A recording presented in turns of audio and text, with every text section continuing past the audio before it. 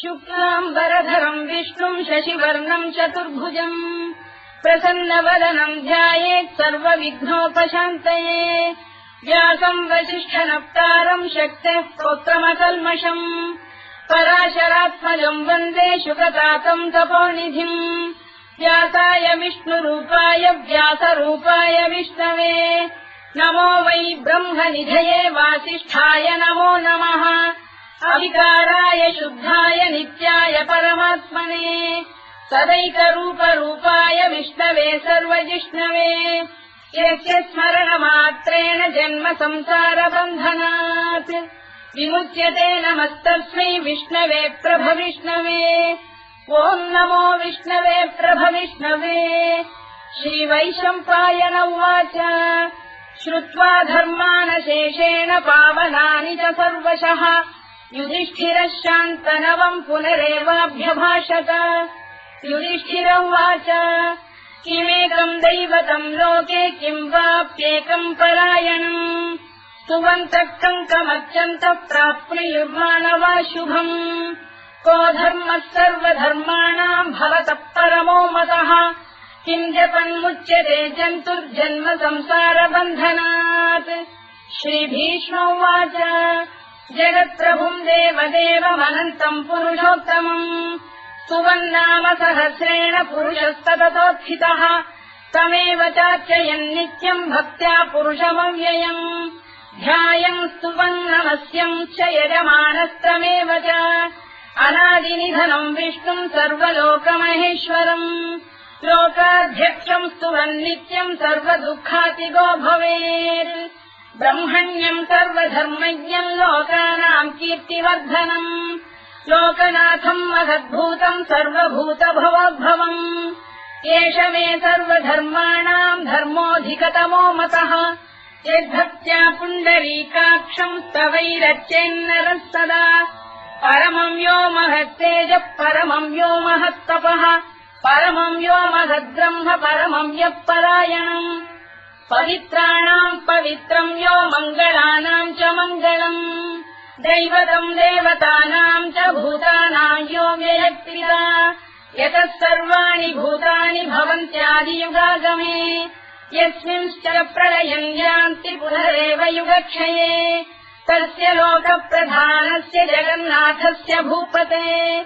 विष्णोर्नाम सहस्रम् मे शृणु पापभयापहम् यानि नामानि गौणानि विख्यातानि महात्मनः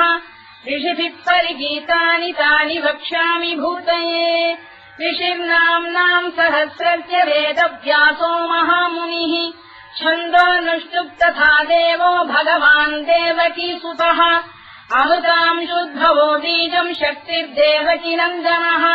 त्रिसामाहृदयम् तस्य शान्त्यर्थे विनियुज्यते विष्णुम् जिष्णुम् महाविष्णुम् प्रभविष्णुम् महेश्वरम् अनेकरूपदैत्यान्तम् नमामि पुरुषोत्तमम् अस्य श्रीविष्णोर्दिव्यसहस्रनामस्तोत्रमहामन्त्रस्य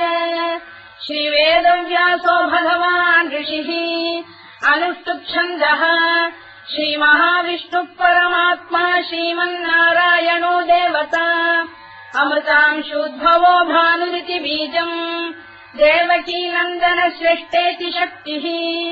उद्भवः क्षोभणो देव इति परमो मन्त्रः धर इत्यस्त्रम् रथाङ्गपाणिरक्षोभ्य इति नेत्रम् त्रिसामासामजः सामेति कवचम्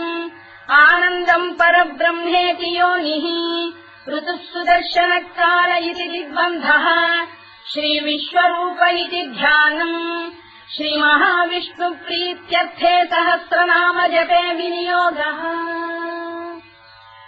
ध्यानम् श्रीयोगम् तत्प्रदेशे शुचिमणिविलसत्सैकते मौक्तिकानाम् मालाक्लुप्तासनस्थ स्फटिकमणिनिभैर्मौक्तिकैर्मण्डिताङ्गः शुभ्रैरभ्रैररभ्रैरुपरि विरचितैर्मुक्तपीयूषवर्षैः आनन्दीनः पुनीयादरिनलिन गदा शङ्खपाणिर्मुकुन्दः भूः पादौ यस्य नाभिर्विहरसुरनिलश्चन्द्रसूर्यौ च नेत्रे कर्णावाशा शिरोद्यौर्मुखमपि दहनो यस्य वास्तेयमब्धिः अन्तस्थम् यस्य विश्वम् सुरनरखगो भोगि गन्धर्वदैत्यैः चित्रम् रम्यते तम् त्रिभुवन वपुषम् विष्णुमीशम् नमामि ॐ नमो भगवते वासुदेवाय शान्ताकारम् भुजगशयनम् पद्मनाभम् सुरेशम्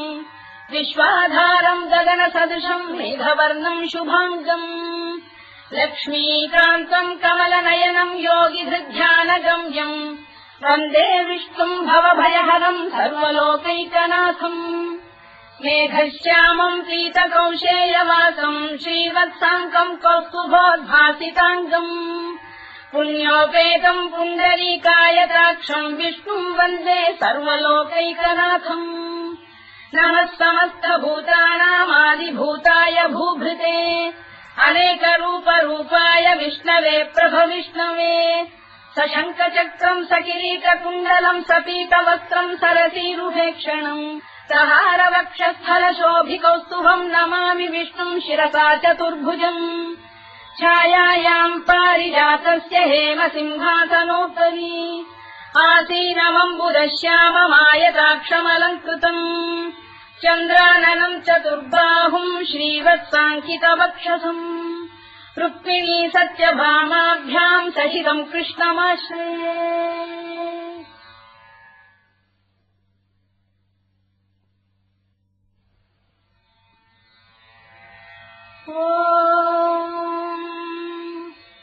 विश्वम् विष्णुर्वशत्कारो भूतभव्य भवत्प्रभुः भूतभृद्भावो भूतात्मा भूतभावनः भूतात्मा परमात्मा च मुक्तानाम् परमागतिः अव्ययः पुरुषः साक्षी क्षेत्रज्ञोऽक्षर एव च योगो योगविदाम् नेता प्रधानपुरुषेश्वरः नारसिंहवपुः श्रीमान् केशवः पुरुषोत्तमः सर्वः शिवस्थाणुर्भूतादिर्निधिरव्ययः सम्भवो भावनो भक्ता प्रभवः प्रभुरीश्वरः स्वयम्भूः शम्भुरादित्यः पुष्कराक्षो महास्वनः अनादिनिधनो धाता विधाता धातुरुत्तमः अप्रमेयो ऋषिकेशः पद्मनाभोऽमरप्रभुः विश्वकर्मा मनुस्पष्टा स्थविष्ठस्थविरो ध्रुवः अग्राह्यः शाश्वतः कृष्णो लोहिताक्षप्रदर्दनः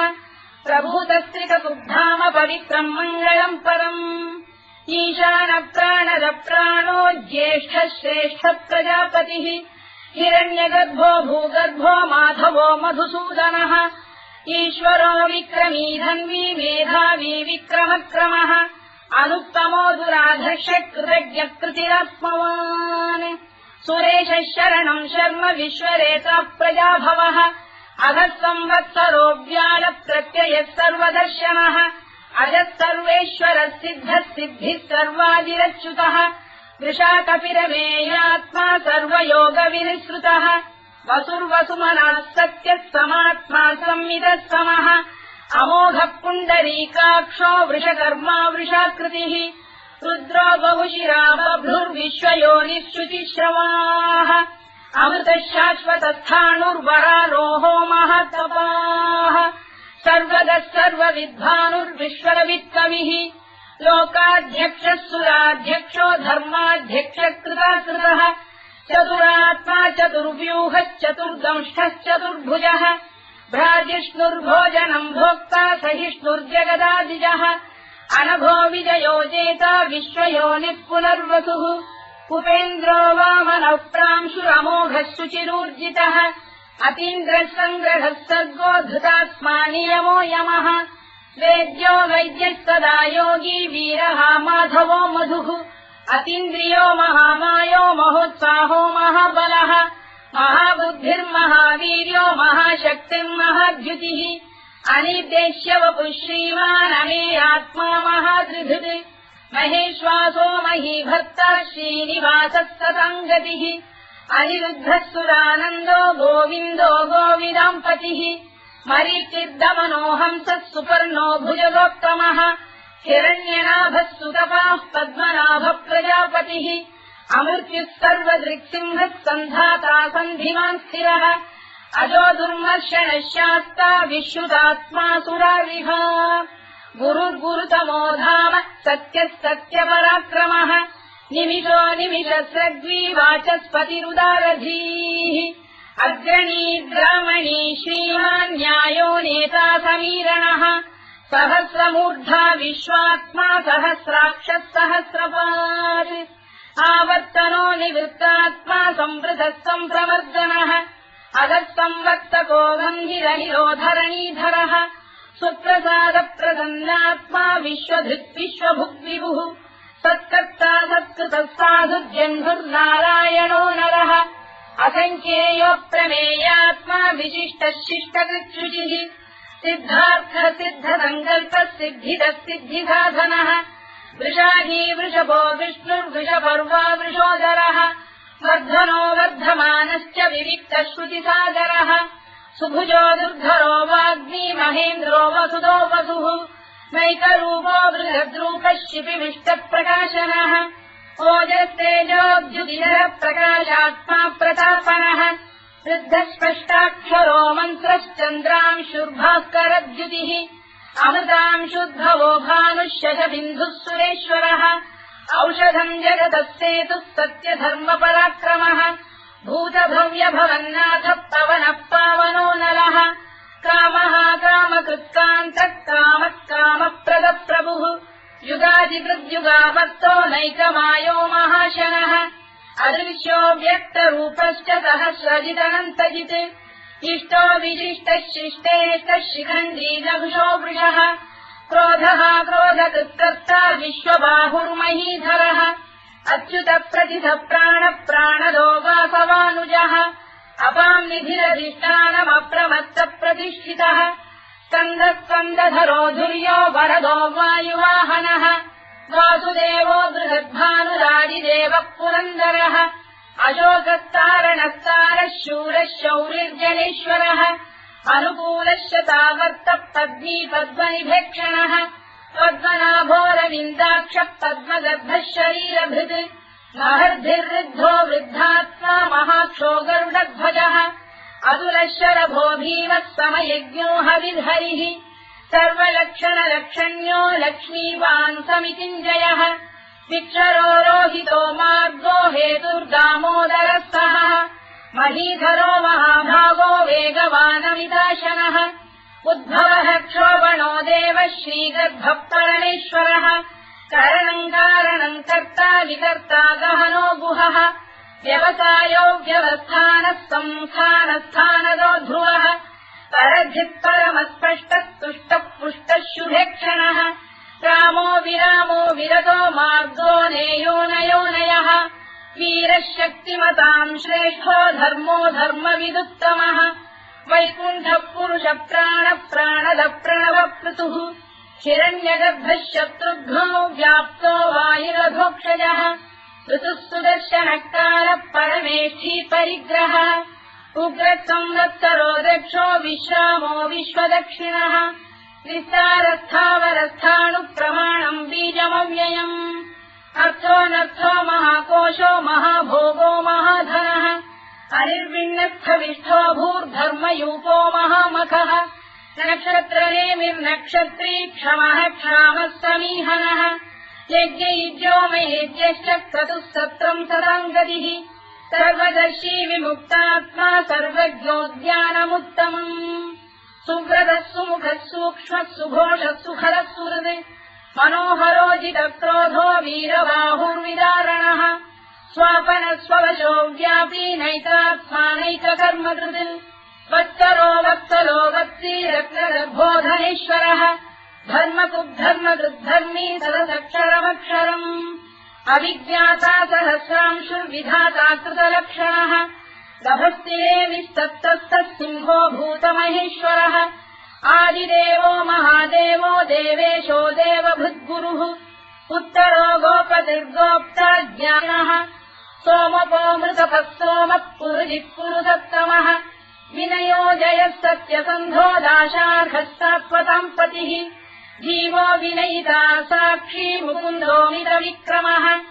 अम्भोनिधिरनन्तात्मा महोदधिशयोऽन्तकः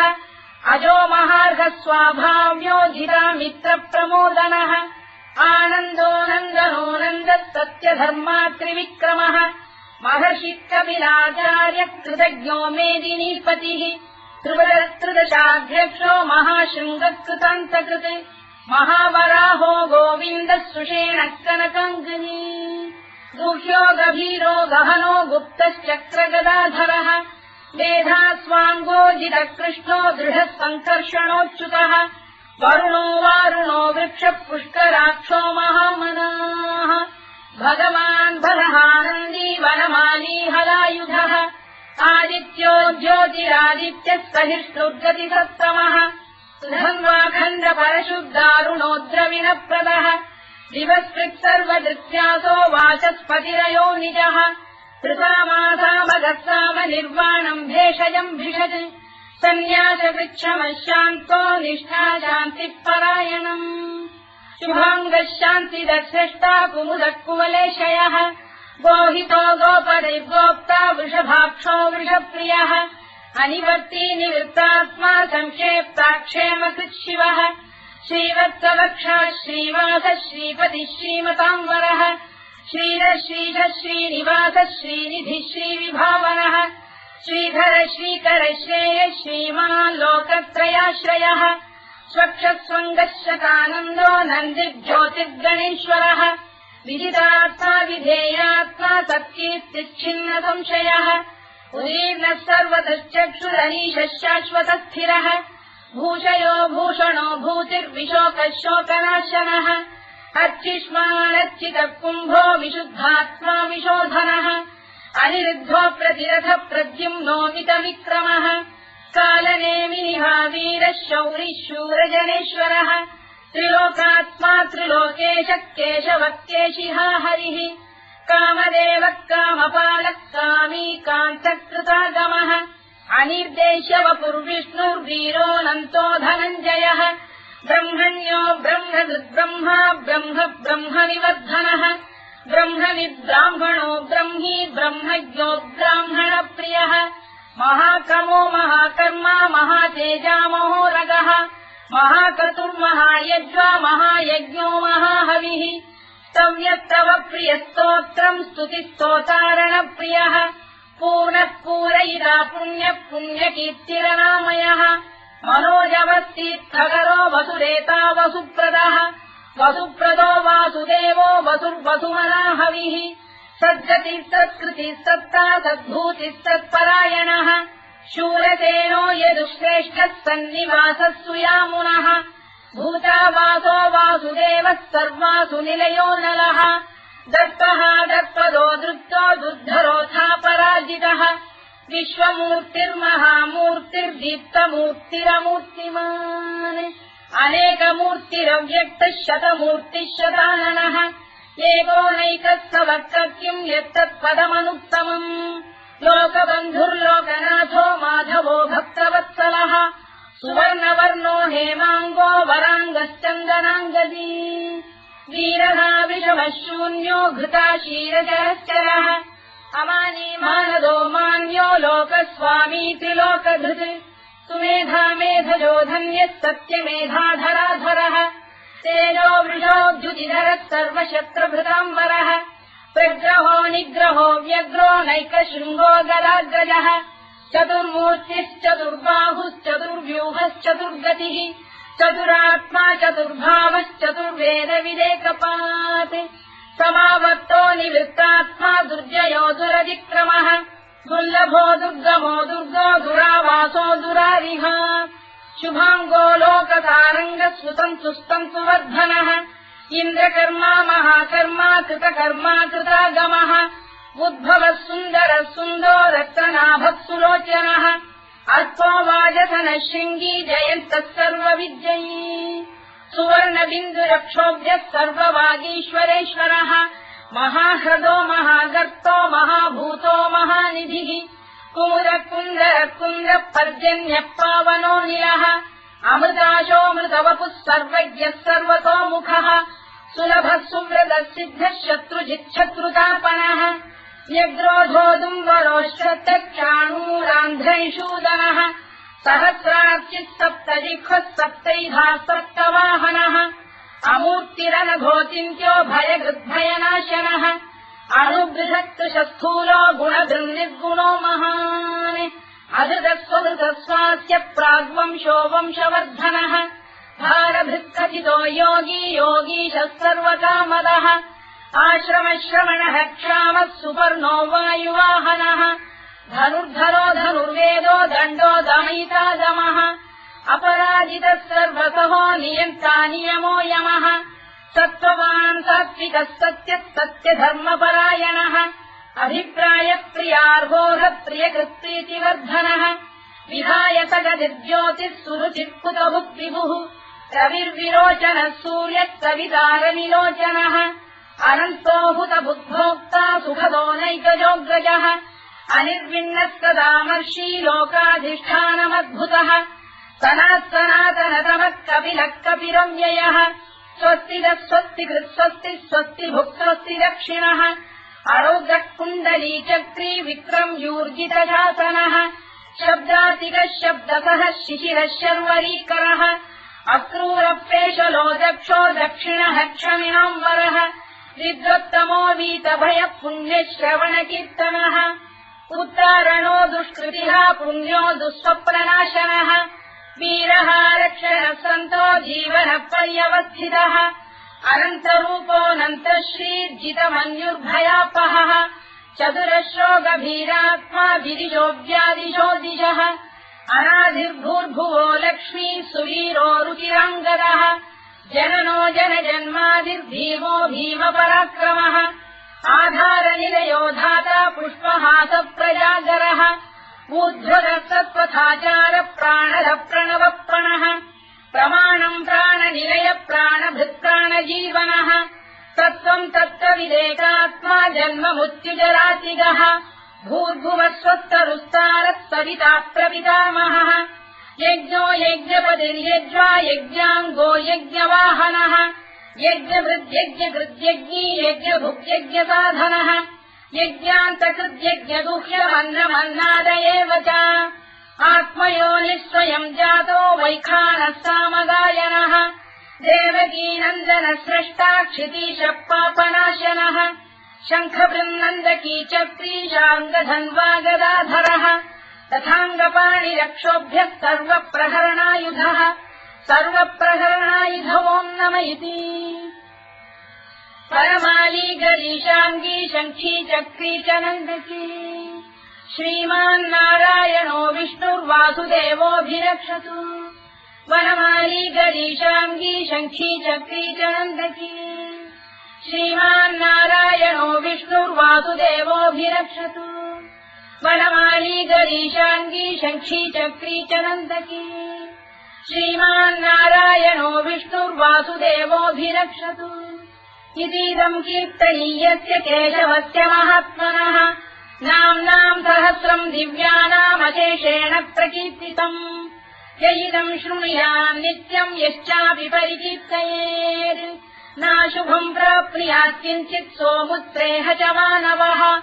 वेदान्तको ब्राह्मणस्य क्षत्रियो विजयी भवेत् वैश्यो धनसमृद्धस्य क्षुद्रः सुखमवाप्नुयात् धर्मार्थी प्राप्नुयात् धर्ममर्थार्थी चार्थमाप्नुयात् कामानवाप्नुयात् कामी प्रजार्थी चाप्नुयात् प्रजाम् भक्तिमान् यः सदोत्थाय शुचिस्तद्गतमानसः सहस्रम् वासुदेवस्य नाम्नामेतत्र कीर्तयेत् यशः प्राप्नोति विपुलम् याति प्राधान्यमेव च अचलाम् श्रियमाप्नोति श्रेयः प्राप्नोत्यनुत्तमम् न भयम् क्वचिदाप्नोति वीर्यम् तेजश्च विन्दति भवत्य रोगोद्युतिमान् बलरूपगुणान्वितः रोगात्तो मुच्यते रोगात् बद्धो मुच्येत बन्धनात् भयान्मुच्येत भीतस्तु मुच्येतापन्न आपदः दुर्गाण्यतितरत्याशु पुरुषः पुरुषोत्तमम् सुवन्नाम सहस्रेण नित्यम् भक्तिसमन्वितः वासुदेवाश्रयो मर्त्यो वासुदेवपरायणः सर्वपापविशुद्धात्मा याति ब्रह्म सनातनम्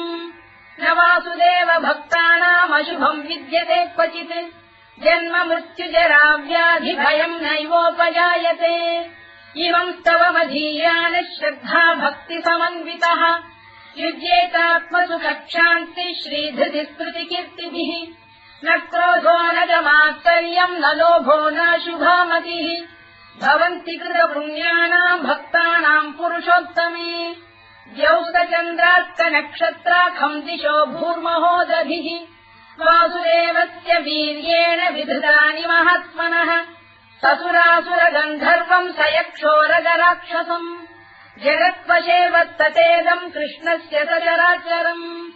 इन्द्रियाणि मनो बुद्धिः सत्त्वम् तेजोबलम् धृतिः वासुदेवात्मकान्याहुः क्षेत्रम् क्षेत्रज्ञ एव च सर्वागमानामाचार प्रथमम् परिकल्पते आचारप्रभवो धर्मो धर्मस्य प्रभुरच्युतः ऋषयपितरो देवा महाभूतानि धातवः जङ्गमाजङ्गमम् चेदम् जगन्नारायणोद्भवम् योगो ज्ञानम् तथा साङ्ख्यम् विद्या शिल्पादिकर्म च वेदाः शास्त्राणि विज्ञानमेतत् सर्वम् जनार्दनात् एको विष्णुर्महद्भूतम् पृथग्भूतान्यनेकशः त्रीन् लोकान् व्याप्य भूतात्मा भुङ्क्ते विश्वभुवव्ययः इमम् स्तवम् भगवतो विष्णो व्यासेन कीर्तितम् पठेद्य इच्छेत् पुरुषः श्रेयत् प्राप्तुम् सुखानि च विश्वेश्वरमजम् देवम् जगतः प्रभुमव्ययम् भजन्ति ये पुष्कराक्षम् न ते यान्ति पराभवम् ओन्नमयिति अर्जुनोवाच पद्मपत्रविशालाक्ष पद्मनाभसुरोत्तम भक्तानामनुरक्तानाम् त्राता भव जनार्दन श्रीभगवानुवाच यो माम् नाम सहस्रेण स्तोतुमिच्छति पाण्डव सोऽहमेकेन श्लोकेन स्तुत एव न संशयोऽन्नमयिति व्यासोवाच वासनाद्वासुदेवस्य वासितम् भुवनत्रयम् सर्वभूतनिवासोऽसि वासुदेव नमोऽस्तु ते वासुदेव नमोऽस्तु ओन्नमयिति पार्वत्युवाच केनोपायेन लघुना विष्णोर्नाम सहस्रकम् पठ्यते पण्डितैर्नित्यम् श्रोतुमिच्छाम्यहम् प्रभो ईश्वरोवाच श्रीराम राम रामेति रमे रामे मनोरमे सहस्रनाम तत्तुल्यम् राम नाम वरानने श्रीराम राम रामेति रमे रामे मनोरमे सहस्रनाम तत्तुल्यम् राम नाम वरानने श्रीराम राम रामेति रमे रामे मनोरमे सहस्रनाम तत्तुल्यम् राम नाम वरानने राम नाम वराननमोन्नमयिति ब्रह्मोवाच नमोऽस्त्वनन्ताय सहस्रमूर्तये सहस्रपादाक्षि शिरोरुबाहवे सहस्रनाम्ने पुरुषाय शाश्वते सहस्रकोटियुगधारिणे नमः सहस्रकोटियुगधारिणे नमोन्नमयिति सञ्जय उवाच यत्र योगेश्वर कृष्णो यत्र पार्थो धनुर्धरः तत्र श्रीविजयो भूतिर्ध्रुवानीतिर्मतिर्मम श्रीभगवानुवाच अनन्याश्चिन्तयन्तो मां ये जनाः पर्युपासते तेषाम् नित्याभियुक्तानां योगक्षेमम् वहाम्यहम् परित्राणाय साधूनां विनाशाय च दुष्कृताम् धर्म संस्थापनार्थाय सम्भवामि युगे युगे आर्ता विषण्णाः शिथिलाश्च भीता घोरेषु च व्याधिषु वर्तमानाः संकीर्त्य नारायण शब्दमात्रम् विमुक्त दुःखाः सुखिनो भवन्तु कायेन वाचा मनसेन्द्रियैर्वा बुद्ध्यात्मना वा प्रकृते स्वभावात् करोमि यद्यत् सकलम् परस्मै नारायणायेति समर्पयामि।